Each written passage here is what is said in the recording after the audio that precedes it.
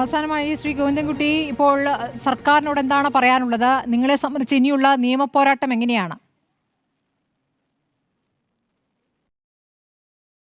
ഞങ്ങൾ നിയമപോരാട്ടം നടത്തും, യാതൊരു സംശയവുമില്ല. കോടതിയിൽ നിന്ന് ഞങ്ങൾക്ക് ഉചിതമായ ഇത് കിട്ടുമെന്നുള്ളതാണ് നമ്മുടെ വിശ്വാസം.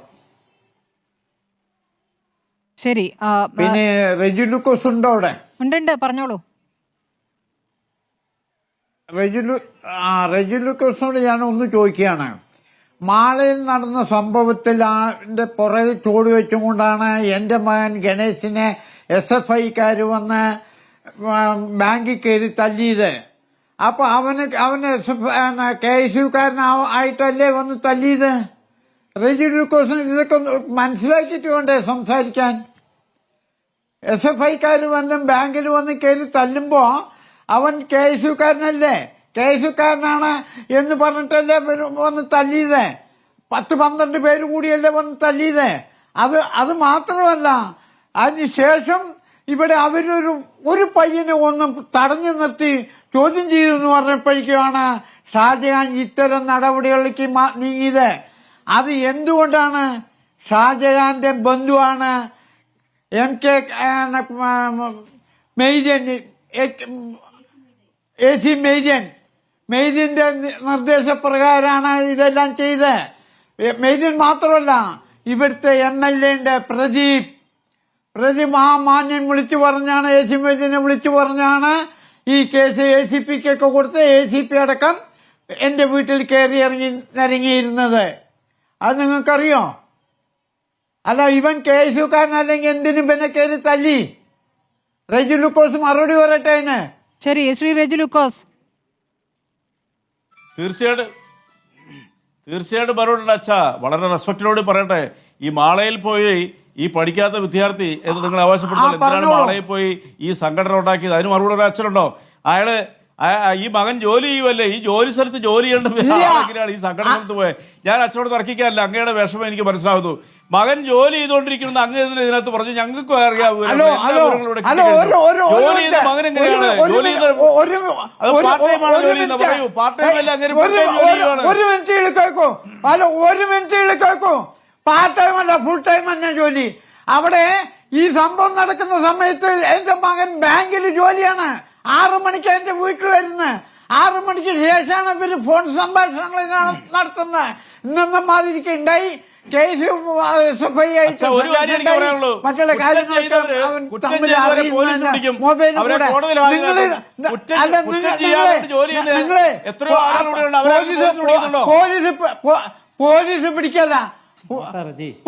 പിടിക്കല്ല. ഇങ്ങനെയല്ല പോലീസ് പിടിക്കുക. ഇതല്ല ന്യായം.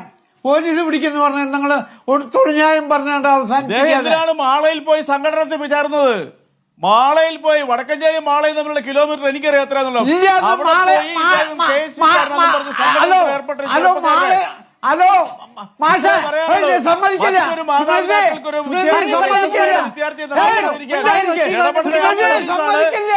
ശരി, ഒച്ചയിടണ്ട, അങ്ങ് പറഞ്ഞോളൂ ശ്രീ ഗോവിന്ദൻകുട്ടി, പറഞ്ഞോളൂ.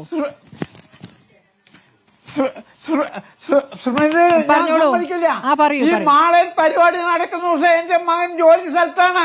ശരി, ആ സംഘർഷത്തിൽ മകനില്ല എന്നുള്ളതാണ് അങ്ങ് പറയുന്നത്. ശരി, അതാണ് അങ്ങ് ആവർത്തിച്ചു പറയുന്നത്.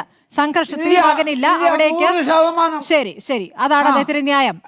അദ്ദേഹത്തോട് തർക്കിക്കേണ്ട ശ്രീ റെജി ലൂക്കോസ്. എന്തായാലും ന്യായം കോടതി കണ്ടെത്തും. പക്ഷേ എങ്ങനെയാണ് അവരെ കോടതിയിൽ ഹാജരാക്കിയത് എന്നുള്ളത് നമ്മുടെ മുന്നിലെ കാഴ്ചയാണ്. ശ്രീകുമാർ പറഞ്ഞ് അവസാനിപ്പിക്കാം. ശ്രീകുമാർ. നോക്കൂ സ്മൃതി, ഇവിടെ ശ്രീ റെജി ലൂക്കോസ് ഒരു ബിഗ് സല്യൂട്ട് കൊടുത്തല്ലോ. നോക്കൂ റെജി, അത് ഭയങ്കര ഒരു ഭീകരാവസ്ഥ ഉണ്ടാക്കുന്ന സംഭവമാണ്. കാരണം റെജിയെ ആളുകൾ കാണുന്നത് ഭരിക്കുന്ന മുന്നണിയുടെ ഒരു പ്രതിനിധിയായിട്ടാണ്. കാരണം ഇങ്ങനത്തെ പോലീസുകാർക്ക് പ്രോത്സാഹനം കൊടുക്കുന്ന നാളെ ഒരു വിദ്യാർത്ഥി രാഷ്ട്രീയം ഉണ്ട്, സമൂഹത്തിൽ സമരം ഉണ്ടായാൽ ഒരു കറുത്ത തുണികൊണ്ട് ഒരുത്തൻ്റെ ഒരു മിനിറ്റ് ഒരു കറുത്ത തുണി കൊണ്ട് ഒരു വിദ്യാർത്ഥി നേതാവിൻ്റെ മുഖത്ത് മൂടിയിട്ട് ഇടിച്ചു കഴിഞ്ഞാൽ അയാൾക്ക് ആളെ തിരിച്ചറിയില്ല. ഇത് ഭീകരാവസ്ഥ ഉണ്ടാക്കും. അതുകൊണ്ടാണ് ഞാൻ പറഞ്ഞത്, ഇത് SFIക്കാർക്കും ABPക്കാർക്കും ഉണ്ട്. ഇത് KSUക്കാരെ കൊണ്ടുപോകുന്നത് മാത്രമല്ലല്ലോ, SFIയും KSUവും തമ്മിൽ അടിപിടി കൂടിയപ്പോൾ KSUക്കാരെ പോയി പോലീസ് കൊണ്ടുവന്ന കഥയാണ് നമ്മൾ പറഞ്ഞത്. അത് വേണ്ടേ. പിന്നെ മറ്റൊരു കാര്യം, ഇവിടെ ഈ ആറ്റൂർ ഗണേഷ് എന്ന കേസ് പ്രവർത്തകൻ അയാൾ 1.5 മാസമായിട്ട് കഴുത്തിന് ഒരു മിനിറ്റ് 3.5 കൊല്ലം നിൽക്കട്ടെ റജി. അല്ല നമ്മുടെ പോലീസിന്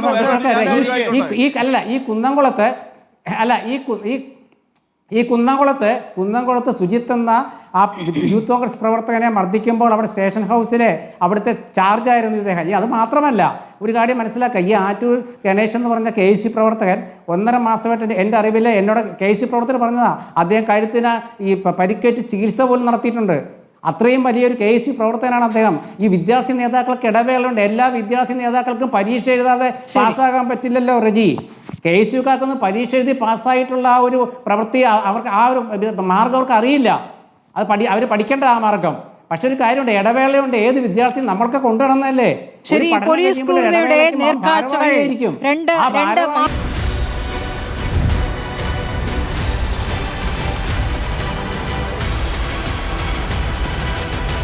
ഡിബേറ്റ് വിത്ത് സ്മൃതി പരുത്തിക്കാട്.